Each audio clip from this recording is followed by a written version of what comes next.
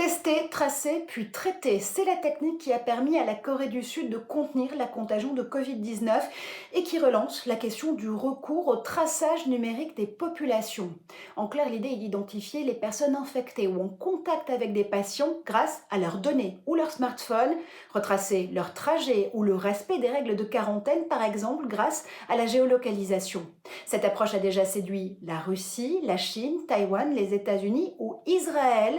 En France, l'Allemagne, l'Italie, l'Espagne, la Belgique ou la Pologne s'y intéressent de près. Et même si la CNIL rappelle le caractère spécifique des données de santé, le règlement général sur la protection des données adopté en Europe en mai 2018 prévoit des dérogations en cas de crise sanitaire. En clair, le RGPD n'interdit pas le recueil des données sans consentement dans ce cas précis, ce que de nombreuses associations de liberté en ligne voient déjà comme un début d'autorisation de surveillance de masse. En France, ce sera donc au Caire d'orienter la réflexion sur l'adoption d'une telle stratégie, mais une chose est sûre, la crise du Covid va remettre à plat et faire voler en éclats nos notions éthiques et numériques de la vie privée au secret médical.